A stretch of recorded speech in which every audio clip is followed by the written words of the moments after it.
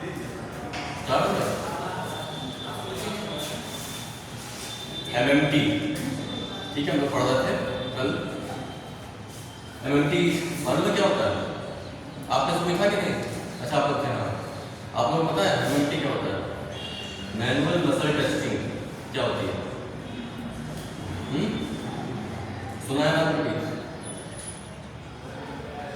नहीं सुना है, कोई बात नहीं। मैनुअल मसल टेस्ट हम लोग कहाँ पे करते हैं? जब कोई पेशेंट आपके पास आता है, उसकी मसल्स पावर चेक करते हैं, मसल्स की स्ट्रेंथ क्या है, उसके लिए तो ग्रेडिंग करते हैं फ्रॉम 0 to 5, ठीक है। तो वो होता है मैनुअल मसल टेस्ट। कोई पेशेंट आया तो अगर मान लो उसको पैरालिसिस हुआ है या किसी भी तरह की कोई प्रॉब्लम है जिसकी वजह से उसकी मसल्स में वीकनेस आ गई, तो वो वीकनेस कहीं की भी हो सकती है, अपर लिम्ब, लोअर लिम्ब कहीं की हो सकती है, उसको चेक करने में लोग एमएमटी करते हैं, ठीक है। तो ये मैंने डिस्कस किया था कल। तो मैं शॉर्ट में उसको बता दूंगा आपको। Manual muscle testing used to determine the extent and degree of muscular weakness resulting from disease, injury और डिसीज, ठीक है। एमएमटी क्या होता है? मस्कुलर वीकनेस होती है किसकी वजह से? कोई डिजीज हुई हो, कोई इंजरी हुई हो या डिस्यूज, जैसे बहुत लंबे समय तक कोई किसी पार्ट को यूज ना करे, जैसे किसी के मान लो फ्रैक्चर हुआ है, प्लास्टर लग गया, तो हाथ ऐसे बंधा हुआ है 1.5 महीने तक, उसकी वजह से क्या होगा? जब प्लास्टर खुलेगा 1.5 महीने के बाद, तो वहाँ पे क्या होगा? मसल वीक हो जाएगी क्योंकि डिस्यूज हुआ, वहाँ पे उसका इस्तेमाल नहीं हुआ। The records obtained from these tests provide a base for planning therapeutic procedures and periodic retesting. Muscle testing is an important tool for all members of health team dealing with physical residual of disability. ये जितने भी हमारी team member होते हैं medical के, सबके लिए बहुत इंपॉर्टेंट है। क्यों इंपॉर्टेंट है? सबके लिए क्यों इंपॉर्टेंट मसल टेस्टिंग? बताइए क्यों इंपॉर्टेंट है?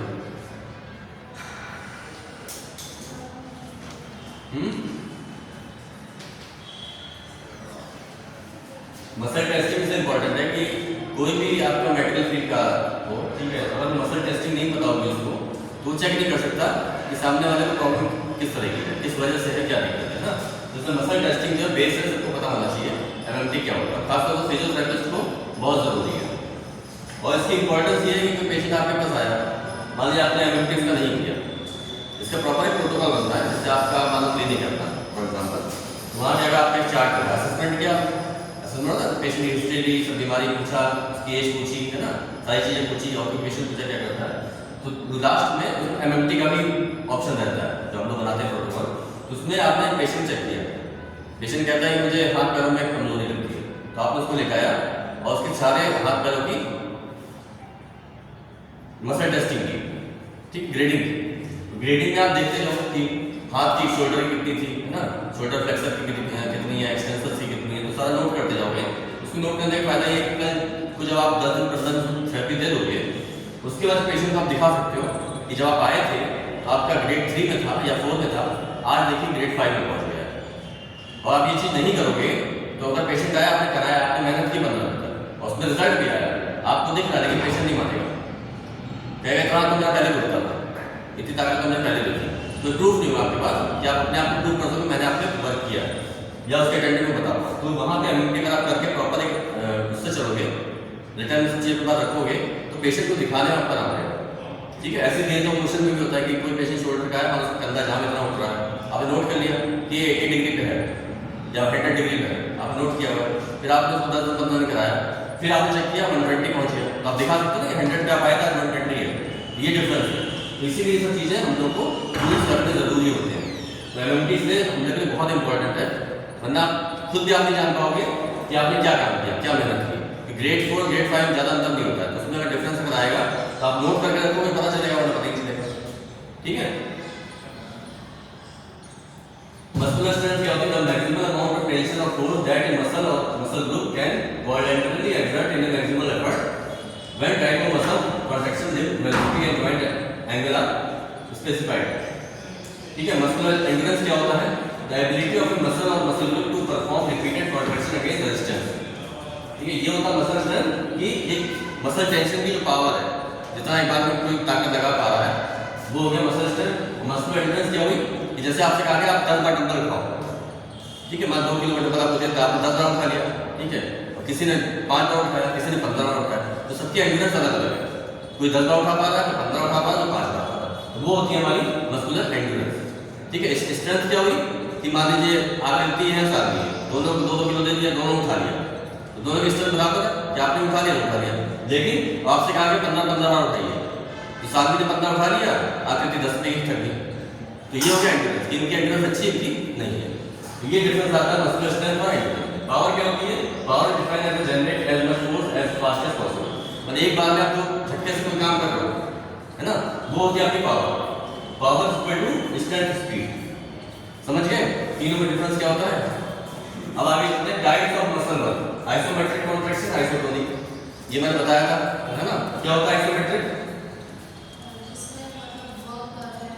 हाँ हाँ बिल्कुल सही। आइसोमेट्रिक का मतलब होता है आपने काम किया, ठीक है, मसल्स में कॉन्ट्रैक्शन हुआ, टेंशन डेवलप हुआ, लेकिन मूवमेंट नहीं हुआ। समझे कि नहीं बात कही? जैसे हमने हाथ रखा हुआ, हमने फोर्स लगाया, हमने ताकत लगाई, अब यहाँ मेरा हाथ टाइट हुआ, ये मसल्स टाइट, मतलब मसल्स कॉन्ट्रैक्ट की, लेकिन मूवमेंट कोई नहीं हुआ, ठीक। लेकिन अब हमने हाथ ये किया, सीधा किया, तो यहाँ क्या मसल्स की स्ट्रेंथ कम हुई, मतलब सॉरी ये लेंथ कम हुई तो बढ़ी, तो ये क्या होगा आपका आइसोटोनिक। तो आइसोमेट्रिक कहाँ पे यूज करते हैं? जहाँ पे हमें मूवमेंट नहीं चाहिए। किसी की मान लो रिसेंट सर्जरी हुई, नी की सर्जरी हुई, तो वहाँ पे आप आइसोटोनिक नहीं करा सकते हो, क्योंकि यहाँ पे स्टिचेस लगे हुए, टाके लगे हुए, अंदर प्लेट्स पड़ी हुई हैं, या जो भी प्रोसीजर किया हुआ है, तो वहाँ पे तुरंत आप पैर को नहीं घुमा सकते हो, है ना। लेकिन आइसोमेट्रिक करा सकते हो, पेशेंट का पैर सीधा जिस पोजीशन उसी में रहेगा, आप खाली कहोगे पेशेंट को कॉन्ट्रैक्शन करेगा छोड़ेगा, कॉन्ट्रैक्शन करेगा छोड़ेगा, उससे कोई नुकसान नहीं होगा।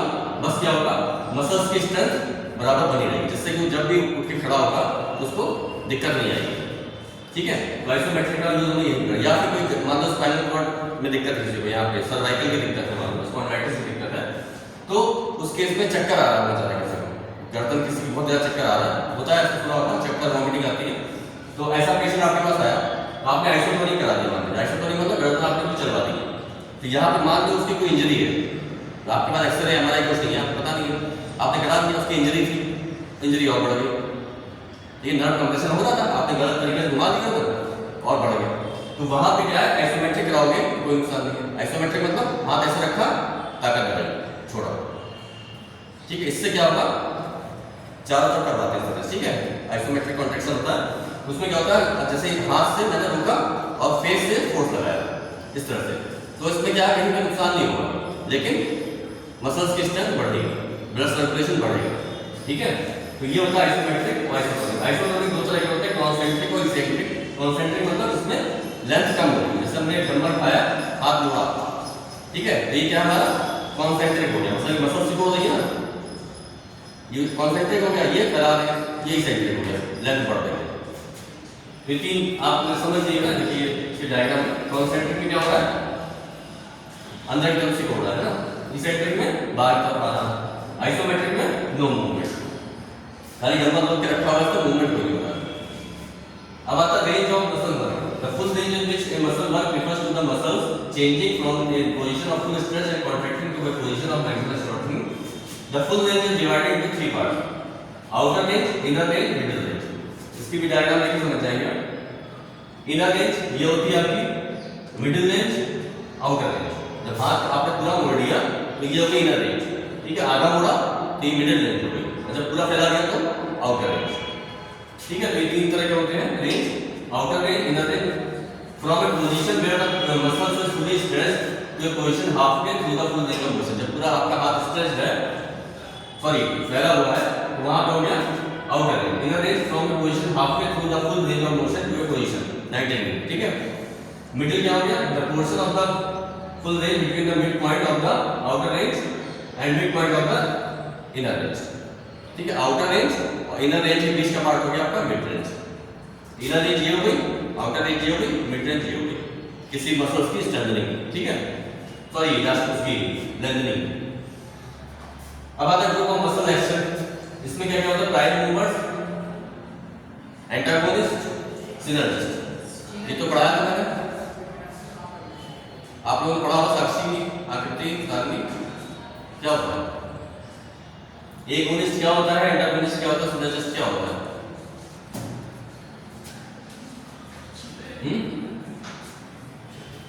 एगोनिस्ट प्राइम मूवर है मसल और muscle group that make the major contribution to the movement at joint. मतलब जब हम डंबल ऐसे मोड़ रहे हैं मतलब उठा रहे हैं तो बाइसेप्स हमारी हो गई एक होगी, ठीक है। एंटागोनिस्ट क्या हुई, सिनर्जिस्ट क्या हुई, muscle that contracts and works along with the agonist to proceed the desired movement. ये क्या करती है, ये कॉन्ट्रैक्ट करती है works along with the agonist. Agonist का क्या आसपास की जो मसल्स हैं वो सिनर्जिस्ट का काम करती है, वो कॉन्ट्रैक्ट करती है तभी आप मूवमेंट कर पाते हो। तो प्रॉपर हम ऐसे हाथ चला रहे हैं, क्यों चला पा रहे हैं, क्योंकि सिनर्जिस्ट यहाँ पे वर्क कर रही है। अगर सिनर्जिस्ट यहाँ वर्क नहीं करेगी तो हाथ मेरा झूलेगा, प्रॉपर हम सीधा हाथ नहीं उठा पाएंगे, ठीक है।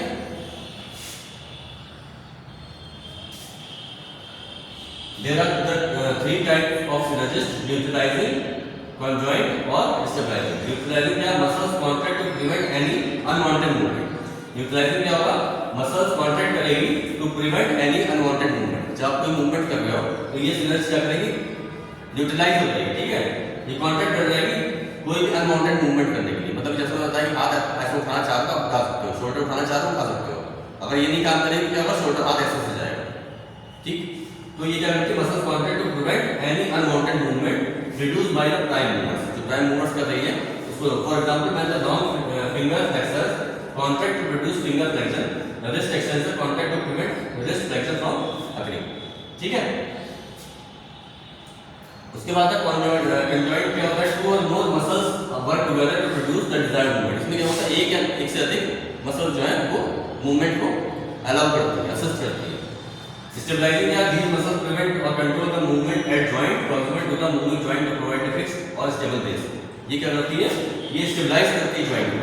जॉइंट के आसपास के स्ट्रक्चर होती है, मसल्स होती हैं जो उसको स्टेबलाइज करेगी, फिक्स करेगी, जिससे कि मूवमेंट हो पाए, ठीक है।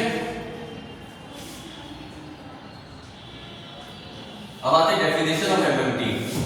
Manual muscle test is a procedure for the evaluation of strength individual muscles और muscle group based upon the effective performance of a movement in relation to the forces of gravity or manual resistance to the available range of motion। इसको हम लोग कैसे check करते हैं, gravity के against या फिर किसी मैनुअल रेजिस्टेंस के थ्रू चेक करेंगे। कैसे चेक करेंगे, कोई पेशेंट आया उसके दोनों पैर को आपको चेक करना है। पहले आपने एक वो बोलेगा मेरे इस पैर में वीकनेस है, ये पैर ठीक है, तो पहले आप लेफ्ट वाला जो ठीक वाला उसकी पावर चेक करोगे।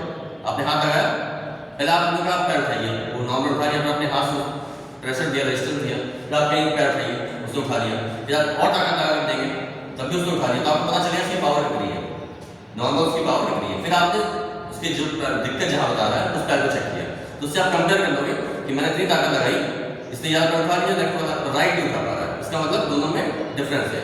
ये ग्रेड 5 में है, ये ग्रेड 4 में है, ठीक है। तो आपको यहाँ पे 1 डिग्री पे वर्क करना है, ग्रेड 4 से 5 पे लाना है, दोनों बराबर डिग्री पे, समझे।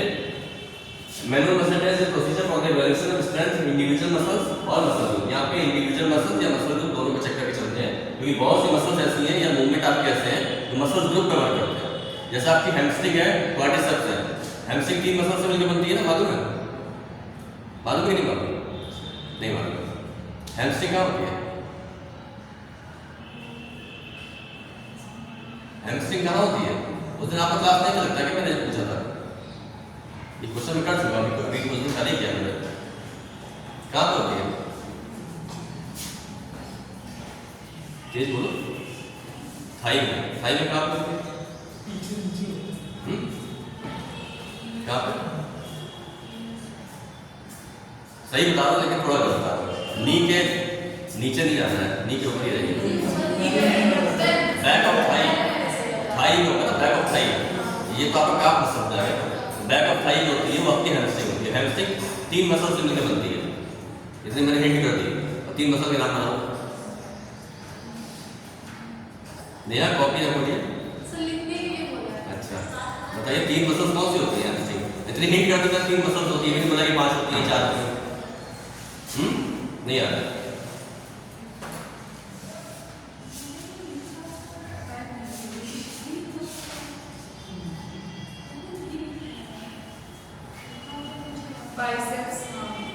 बताया था ना, बाइसेप्स फिमोरिस और सेमिफेमोरिस और सेमिफेमोरिस, ठीक है, 3 मसल में बनती है।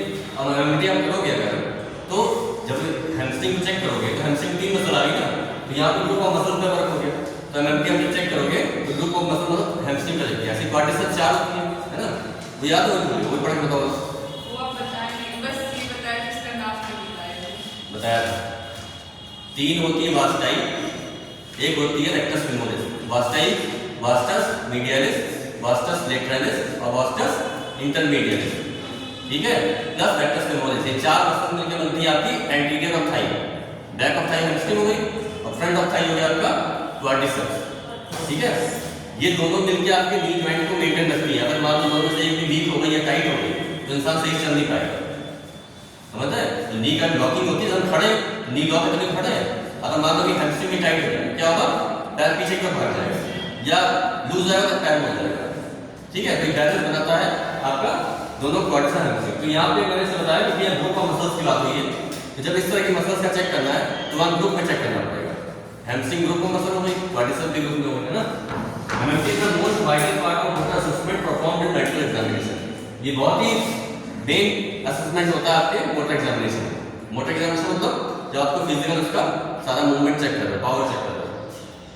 अब आता basic components of motor examination, nutrition, ठीक है। इसमें बेसिक कंपोनेंट क्या क्या है मोटर एग्जामिनेशन किसी का करोगे, पहला वाला न्यूट्रिशन और बल्क ऑफ मसल्स। मसल्स की मतलब मोटाई जो है वो चेक करोगे कि कितनी है।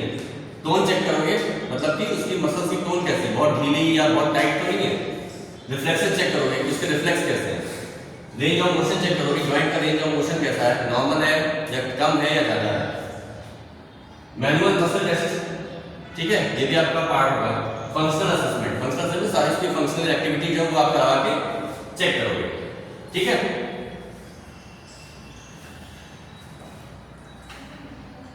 अब आता है individual versus group of muscle test. Muscles with a common action or actions may be tested as a group. जैसे मैंने बताया जो मसल्स का एक्शन कॉमन है, जैसे हैमस्ट्रिंग में 4 मसल है, उनका वर्क एक ही हो गया ना, सॉरी 3 मसल वर्क एक हो गया ना, क्वाड्रिसेप्स में 4 है और वर्क उनका एक है।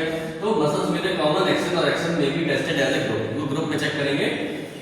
Muscles may be tested individually, for example flexor carpi ulnaris and flexor carpi radialis muscles may be tested together as a group in wrist flexion, ठीक है। ये रिस्ट फ्लेक्शन जो करती है दोनों मिलकर करती है, तो इनकी पावर हमें एक साथ चेक करनी पड़ेगी, अलग अलग नहीं कर पाओगे शायद। Flexor carpi analysis may be tested more specifically in the action of wrist flexion with ulnar deviation. On the other hand, flexor carpi is longer than ribs may be tested more specifically in the action of wrist flexion with radial deviation. ठीक है, तो जब आप इसको check करोगे तो इसको group of muscle check करनी पड़ेगी, क्योंकि फ्लेक्शन जो कर रही है, एक्सटेंशन कर रही है, वो एक मसल नहीं कर रही है। यहाँ पे कई मसल्स हैं वो एक साथ काम कर रही है, समझिए। आता purpose side use of MMT. Purpose क्या है, क्यों पढ़ रहे हैं। Clinical user the severity of problem can be understand, है ना, कि इसकी प्रॉब्लम कितनी सीवियर है वो आप समझ सकते हो इसके through. We can planning our treatment goals, आप अपना ट्रीटमेंट गोल प्लान कर सकते हो। जब आपने टेस्ट कर लिया, आपको पता चल गया इसके अंदर ये दिक्कत आ रही है, मान लीजिए आपने चेकिंग किया, आपको पता है उसकी हैमस्ट्रिंग वीक है, पूरी बॉडी में उसकी हैमस्ट्रिंग वीक है, तो आपको क्या करना, आपका टारगेटेड ट्रीटमेंट हो गया ना, तो आपको हैमस्ट्रिंग पे ही वर्क करना है। एक अच्छे डॉक्टर या फिजियोथेरेपिस्ट का क्या काम है, एक पेशेंट आया, उसने कहा मेरे पैर में कमजोरी है, आपने असेसमेंट नहीं किया, कुछ नहीं किया, अच्छा कमजोरी है, ठीक है, पैर की एक्सरसाइज करा रहे हैं और उसका क्वाड्रिसेप्स भी करा रहे हो, हैमस्ट्रिंग भी करा, सब करा रहे हो, ठीक है, फायदा होगा उसको। लेकिन जो रिजल्ट आना है 15 दिन वो आएगा 30 दिन में, क्योंकि आप टारगेटेड काम नहीं कर रहे, ठीक है। अब उसी सेम सिचुएशन में एक बंदा ऐसा है जो उस टेस्ट कर लिया था, उसको पता है कि इसकी कहीं दिक्कत नहीं, खाली हैमस्ट्रिंग में दिक्कत आ रही है, उसने हैमस्ट्रिंग पे वर्क किया, ठीक हो। तो दिक्कत डिफरेंस कब आता है, मान लो किसी की क्वाड्रिसेप्स वीक है, तो वीक होगी क्या होगा, पैर कैसे हो जाएगा, चल नहीं पाएगा, है ना, क्योंकि नी लॉकिंग नहीं होगी।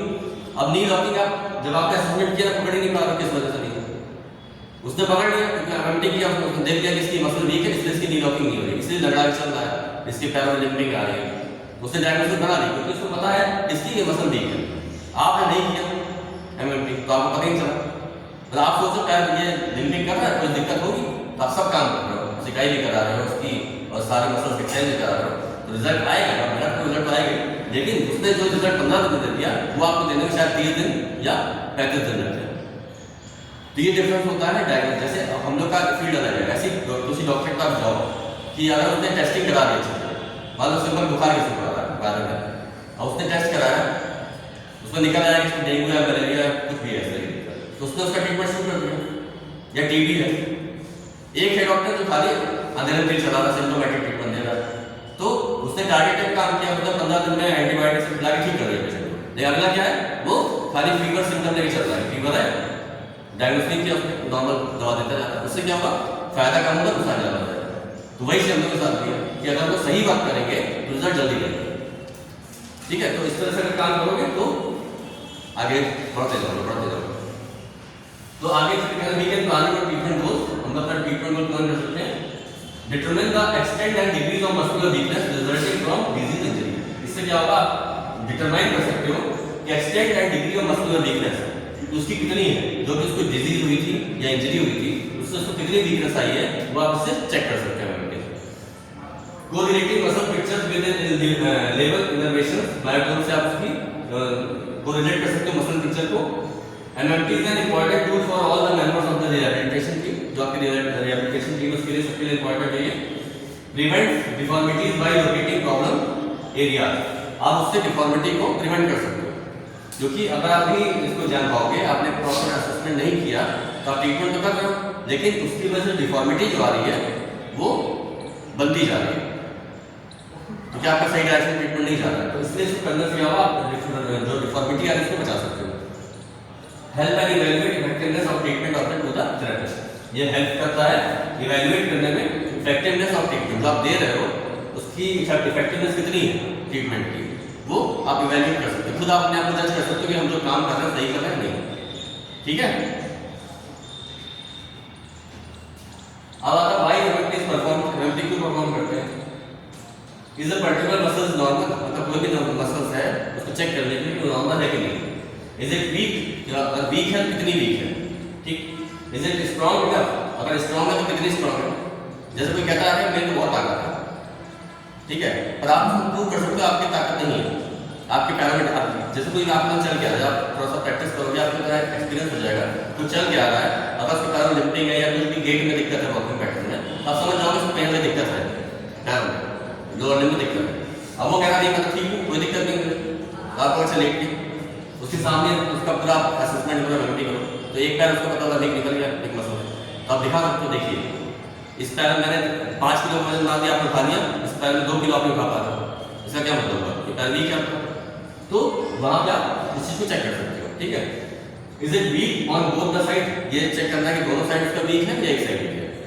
ठीक है, bilateral symmetrical, it is weak, is it weak only on one side या यूनिलैटरल एक साइड है। इस proximal muscles are weaker than the proximal one. Is there any particular pattern of muscle weakness, कोई पर्टिकुलर पैटर्न है muscle weakness का, किसकी वजह से वीकनेस आ रही है। अब आता है ग्रेड्स ऑफ एमएमटी। एमएमटी के ग्रेड्स क्या होते हैं, सबसे मेन पार्ट यही है कि ग्रेड्स जो हम कैसे चेक करेंगे। इसमें 4 तरह के ग्रेड्स आते हैं, MRC scale, Oxford scale, tender scale और अदर्स। ठीक है, तो आते हैं सबसे पहले हम एमआरसी स्केल पे। एमआरसी मतलब मेडिकल रिसर्च काउंसिल का जो बनाया हुआ है स्केल, उसमें आते हैं। इसमें आता है सबसे पहले 0 मतलब नो कॉन्ट्रैक्शन, जो पेशेंट लेटा हुआ है, ठीक, आपने चेक किया, आपने कहा उससे हाथ उठाइए, वो हाथ हिला भी नहीं पाया, मतलब कि 0 नो कॉन्ट्रैक्शन, मतलब ग्रेड 0 है उसका। अब पेशेंट आप कहते हैं हाथ उठाइए, उसने हल्का सा कोशिश की और हाथ उठा ऐसे हिलेगा, इतना मूवमेंट आ गया, मतलब कि ग्रेड 1 में फ्लिकरिंग कॉन्ट्रैक्शन, मतलब कॉन्ट्रैक्शन आपको दिखा पर वो उठा नहीं पा रहा है, पता ना, बहुत किसी को इंजरी हुई था, कोशिश कर रहा उठा नहीं पा रहा है, तो वो हो गया ग्रेड 1 में फ्लिकरिंग कॉन्ट्रैक्शन। ग्रेड 2 में क्या, full change of motion with eliminated gravity. Grade 2 में कब होगा, उसने हाथ उठा लिया, जैसे सीधा हाथ लेटाया सुपाई में तो हाथ नहीं उठा पाया क्योंकि एंटी ग्रेविटी हो रहा है, लेकिन करवट लेके आपने कहा हाथ नहीं उठा लिया, मतलब ग्रेविटी वहाँ एलिमिनेट हो गई। तो ग्रेविटी एलिमिनेट करके अगर हाथ उठा लेता है और ग्रेविटी के अगेंस्ट नहीं उठा पा रहा है, मतलब ग्रेड 2 में है। ग्रेड 2 मतलब जहाँ ग्रेविटी वर्क नहीं कर रही। ठीक है, ग्रेड 3 मतलब full range of motion with against gravity, लेकिन अगर सीधा लेट तो उसने अगेंस्ट ग्रेविटी उठा लिया तो मतलब ग्रेड 3 में नॉर्मल। तो यहाँ तक आ गया आपका नॉर्मल रेंज। फिर आता है grade 4। Grade 4 full range of motion with against gravity with minimal resistance. यहाँ पे क्या किया आपने, उसने अगेंस्ट ग्रेविटी उठाया, फिर आपने हल्का सा प्रेशर दिया, कहाँ उठाइए, उसने उठा लिया, मतलब कि ग्रेड 4 में उसका अचीव हो गया। फिर ग्रेड 5 आता है full range of motion with against gravity with maximum resistance. फिर आपने क्या किया, ताकत ज्यादा लगेगी, कहाँ उठाइए, अब वो नहीं उठा पाया, तो मतलब कि ग्रेड 4 तक उसका अच्छा है, ग्रेड 5 नहीं हो पा रहा। और दूसरा आपने चेक किया, उसने उठा लिया, मतलब दूसरा हाथ ग्रेड 5 तक है, तो ये हाथ उसका वीक है। तो आपको क्या करना है, ग्रेड 4 से ग्रेड 5 पे उसको लाना है, स्ट्रेंथनिंग एक्सरसाइज करा के वहां तक पहुंचाना है। तो ये आपकी इसके ये होती है ग्रेड 0 टू ग्रेड 5, इसको आपको याद रखना पड़ेगा चेक करने के लिए कि ग्रेड 0 में क्या है, 1 में क्या है, 2 में क्या है, 3 में क्या है, 4 में क्या है और 5 में क्या है। ठीक है, इसको अच्छे से पढ़ना, याद आ जाएगा, बहुत कॉम्प्लिकेटेड नहीं है, ध्यान से पढ़ोगे तो याद आ जाएगा, और ध्यान से नहीं पढ़ोगे तो चल जाएगा। ठीक है, एक दूसरे में आप इसको प्रैक्टिकल करके देख सकते हो, चेक कर सकते हो, ग्रेड 0, ग्रेड 1, ग्रेड 2, 0 1 में तो कोई बात नहीं, 2 और 3 और 4 आप 5 चेक कर सकते हो एक दूसरे प्रैक्टिकल करके। समझ गए? अब आता है ऑक्सफोर्ड स्केल, इनका क्या था, 0 मतलब नो कॉन्ट्रैक्शन इज प्रेजेंट, 1 मतलब देयर इज लिविंग कॉन्ट्रैक्शन, यहाँ पे सेम है, सेकंड क्या full range of motion with gravity counter balance eliminated, ये भी सेम हो गया, थर्ड क्या full range of motion with against gravity, fourth क्या full range of motion with against gravity plus added resistance, है ना।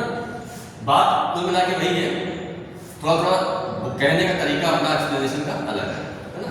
मेन आपका जो है एमआरसी वाला जो है उसको आप दिमाग में रखिए, वो सही है, उसके बाद सबकी अपनी बात होती है, हर साइंटिस्ट का ऐसा होता है, अपना अपना अलग बताने का तरीका होता है, बस ये है।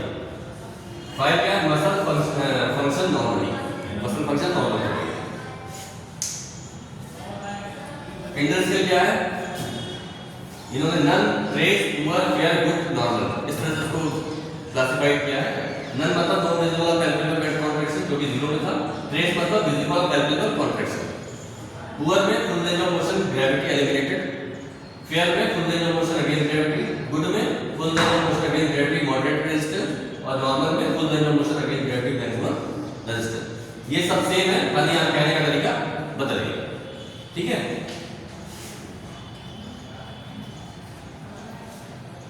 अब आता प्रिंसिपल्स ऑफ एमएफटी। प्रिंसिपल्स क्या हो गया एमएफटी के, पहला पोजीशन, दूसरा स्टेबलाइजेशन, तीसरा डेमोंस्ट्रेशन, चौथा एप्लीकेशन ऑफ ग्रेड्स, फिफ्थ है एप्लीकेशन ऑफ रेजिस्टेंस, सिक्स्थ है चेकिंग नॉर्मल स्ट्रेंथ, सेवेंथ है ऑब्जेक्टिविटी, और एट्थ है डॉक्यूमेंटेशन। ठीक है, ये सारे इसके प्रिंसिपल हैं, जो आप एमएफटी करोगे तो चीज आपको रखनी है दिमाग में। अब पोजीशन पे आता है, सबसे पहले पेशेंट पोजीशन क्या होती है, पेशेंट इज पोजीशन एलिमिनेटेड और against gravity, patient depend upon testing on muscles और मसल ग्रोथ। क्या हुआ पूछना है? ठीक है, पेशेंट को कैसे पोजीशन करेंगे, एलिमिनेटेड ग्रेविटी और against gravity, patient depend upon testing on muscles और muscle growth, do not change patient position repeatedly, बार बार पेशेंट की पोजीशन आपको नहीं बदलनी है। The patient should be as free as possible from discomfort or pain for the duration of the each test. Patient को मतलब आपको बिल्कुल पेन से फ्री रखना है, उसको डिस्कम्फर्ट नहीं होना चाहिए, किस तरह जो आप चेक कर रहे हो, मान लो पेन हो रहा है किसी को, जबरदस्ती आप कर रहे हो गलत आएंगे, तो जो उसकी ताकत होगी उतनी लगा ही नहीं पाएगा। ठीक है, तो उसकी पोजीशन जो है कंफर्टेबल होनी चाहिए। The patient should be as free as possible from discomfort or pain for the duration of each test, it may be necessary to allow some patient to move or be position differently between test. Patient position should be carefully organized so that position change in the test sequence are minimized. The patient position must permit adequate stabilization of the part being tested by virtue of body weight or with help provided by the examiner. ठीक है, ये हो गया patient position। Joint position का the joint position is also change depend upon their performance. Distal part of the joint will move, distal part जो है move होगा। Place the joint in anti-gravity position। ठीक है, एंटी ग्रेविटी पोजीशन का मतलब है grade 3, place the joint in horizontal position grade 4। ठीक है, ये हो गया आपका जॉइंट पोजीशन, याद रखते हैं, वरना आप लोग सब खिचड़ी हो जाएगा। ठीक है, ब्रेक करो, टॉपिक अभी लंबा है, इसको बाद में कवर करके धीरे धीरे, वरना आप लोग समझ नहीं पाओगे। 39 अभी कहाँ पे हो, याद रखना।